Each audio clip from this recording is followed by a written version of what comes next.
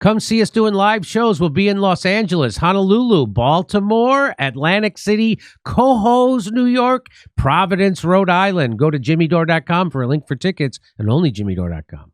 Let me just show you this. So you wanted so after he said, he admitted they're doing all this to destabilize the Middle East. They want to destabilize it. Well, they've done it. And now who's going to be in charge of Syria? Well, right now, who's in charge is this guy. They have this is from the United States State Department. They have a $10 million reward for this terrorist, Muhammad Al-Jawlani. We just put this guy in charge of Syria. And how did I know that this guy was going to be in charge of Syria? Because they did this just a week ago. How Syria's diversity-friendly jihadists plan on building the state. So now they're woke-washing the jihadists who have been torturing people in Syria, they're the people throwing gay people off a building, that kind of thing. That's who these are. And now they're woke-washing them. Alan McLeod, I can't believe this is real. This is real. This is real. Anything? Do you want to tell me anything about this guy, Richard? Yeah, I just find this absolutely incredible that the Telegraph published a headline like that and an article like that, because I was arrested under the Terrorism Act because of my reporting on Palestine. But you're not going to see the police arrest any of the journalists at the Telegraph, and I'm not saying they should, but I'm just trying to point out the hypocrisy. You're not going to see counter-terrorist police arresting them on a plane at Heathrow for glorifying HTS, which is a prescribed organization. It's on the list of banned groups, just as it is in the US.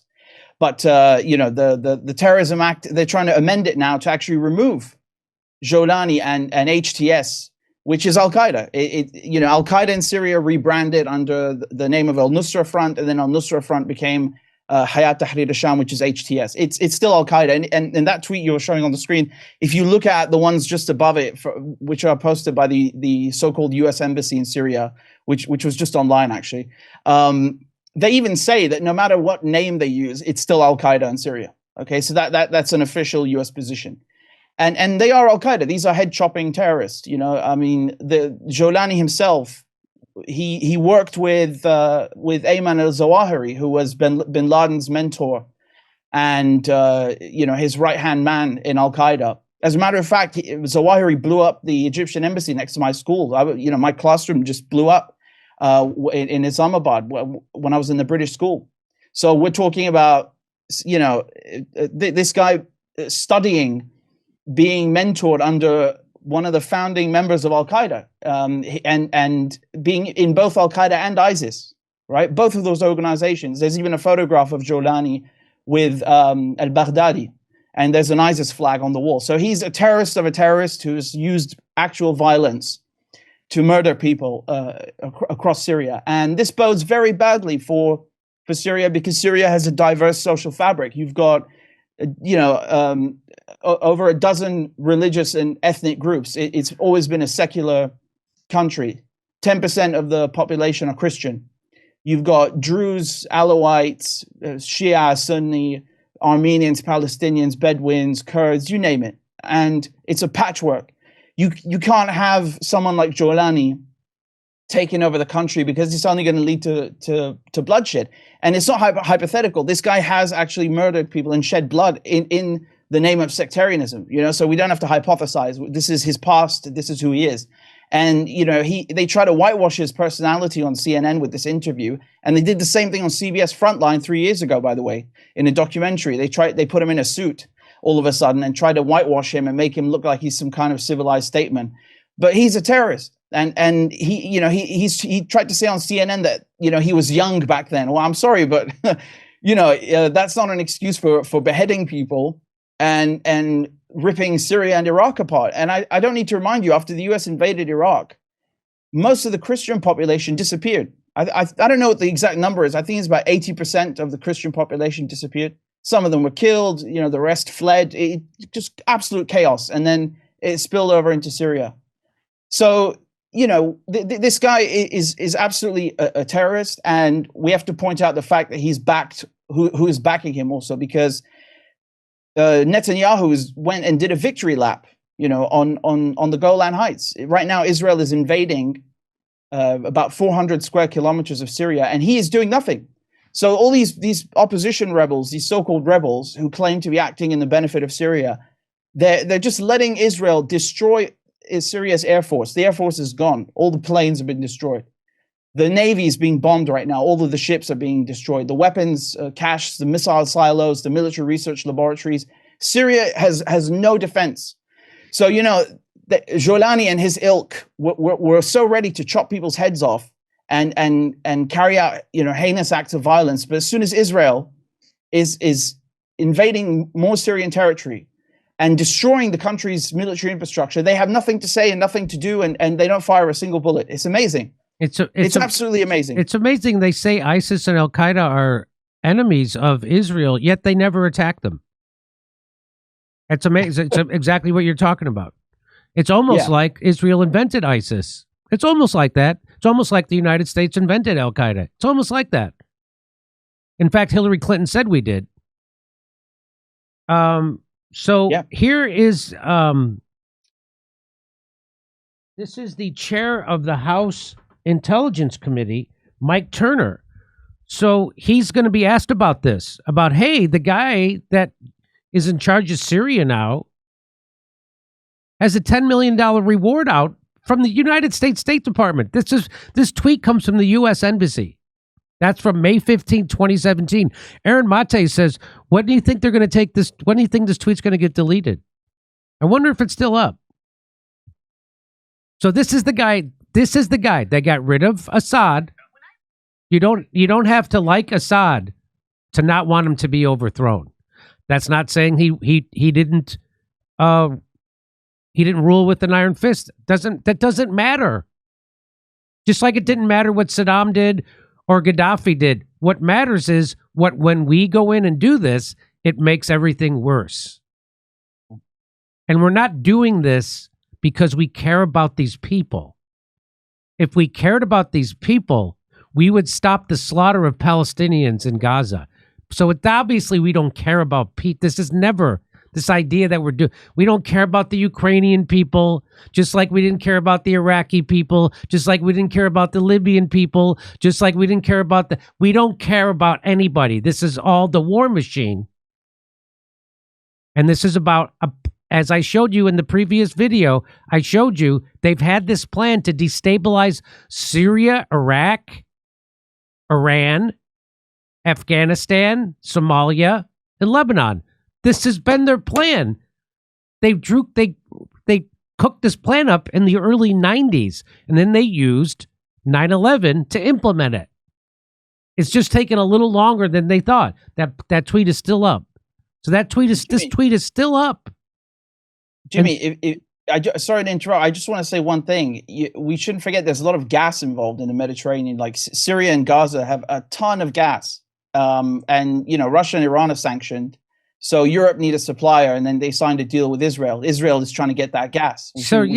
So they found all these gas reserves underneath Gaza and offshore of the West Bank, and some people say it like $500 billion worth. And so Israel wanted to become an exporter of energy. Again, it's always about oil, gas.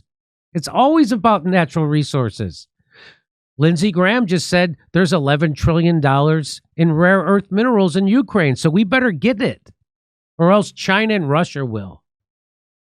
So this guy is the chairman of the House Intelligence Committee, Mike Turner. He's asked about this. Hey, isn't this guy a terrorist? And doesn't the United States State Department have a $10 million reward? Watch what he says. Showed the picture of Abu Muhammad Al-Jawlani. He is the leader of Hayat Tahrir al-Sham. People call it HTS. You're going to hear a lot about that in the coming days and weeks. The rebel group that appears to be taking control, but they are working also with the prime minister. The United States government has a $10 million bounty on the head of Jawlani. Do you think the United States still should keep that? Should Americans be concerned that this will mean something in terms of impact for terror threats to the United States? Well, this is a terrorist organization and group. This is not going to be just a passing of power and authority. It could be. We'll have to obviously watch that. And one of the things that we do see here, though, is this is a diplomatic failure with respect to the United States and Turkey. And, the U.S. has troops in Syria. This is on the border of Turkey. Turkey is a NATO ally. The United States is working with the Kurds. This really could have been an opportunity for the United States to work to try to resolve the issue between the Kurds, Turkey, and... No, what you'll notice is he's not answering the question. What you notice is he's just clearing his throat the whole time, basically. And so here's that map you're talking about. So there's Turkey. There's Iraq. We overthrew Iraq. Now we overthrew Syria. Over here is Afghanistan. Over there is Libya. So we're doing all the dirty work for Israel, but that's not just Israel. Saudi Arabia, Qatar, Turkey. Our interests converge. And if you say that people say, oh, we got to throw over Assad because he's a dictator, then why are we not overthrowing Saudi Arabia? They're brutal dictators. So it's never about that.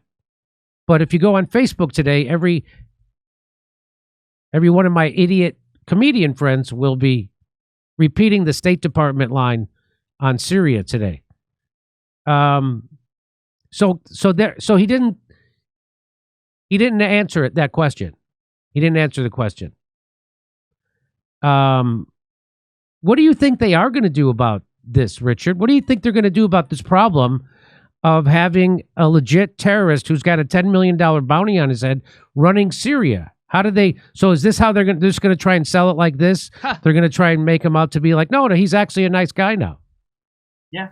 They've been doing that for 3 years now. I think the first one where they interviewed him was, like I said, CBS Frontline about 3 years ago. So that they put him in a suit for that one. Now he's got Zelensky's wardrobe, and even the New York Times are saying that he's got like a Zelensky chance now to become a statesman. I mean, it's really incredible how they're trying to sell him and whitewash his reputation. Like this guy is not. We're not saying that he has like a similar ideology to Al-Qaeda. He was running Al-Qaeda in Syria, and he was in ISIS. He was Baghdadi's deputy.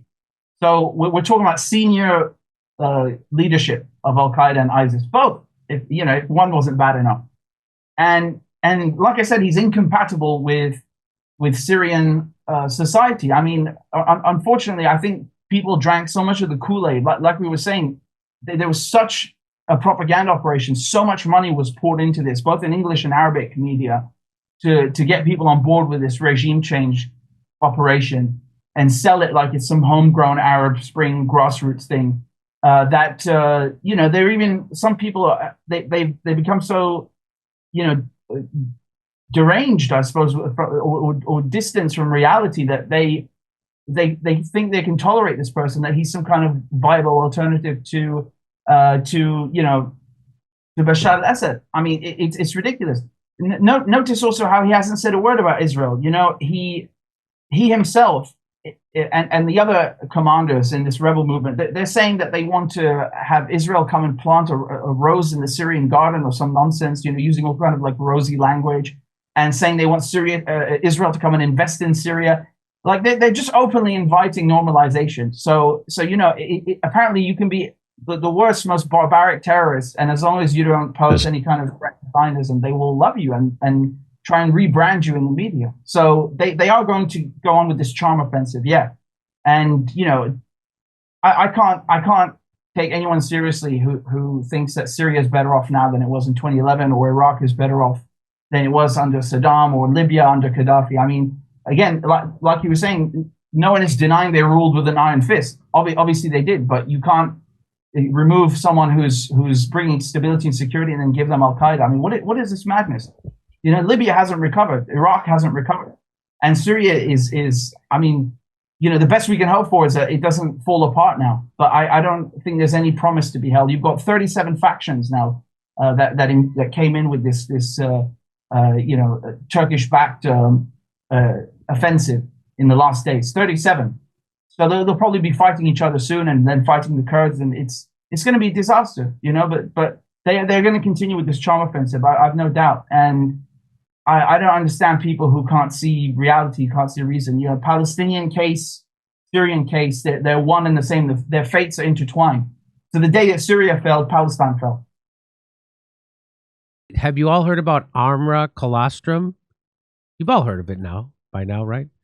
It's been the best kept secret of industry insiders for a while, but word's finally getting out, and for good reason. Armra colostrum is everywhere these days.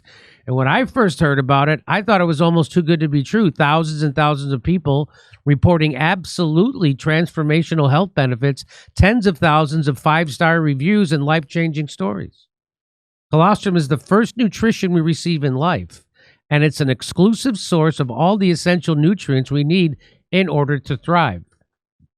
Armra colostrum is a proprietary concentrate of bovine colostrum that harnesses over 400 functional nutrients. Armra colostrum has been known to strengthen immunity, improve gut health, ignite metabolism. I need some metabolism igniting, I'll tell you that. Vitalize hair growth. I could certainly use that. Enhance skin radiance. Who doesn't need that? I bet you Dr. Drew takes this because he's got fantastic skin. And fuel performance and recovery. We worked out a special offer for my audience. You can receive 15% off your first order. Go to tryarmra.com/Jimmy or enter Jimmy and get 15% off your first order. That's tryarmra.com/Jimmy. Come see us doing live shows. We'll be in Los Angeles, Honolulu, Baltimore, Atlantic City, Cohoes, New York, Providence, Rhode Island. Go to jimmydore.com for a link for tickets, and only jimmydore.com.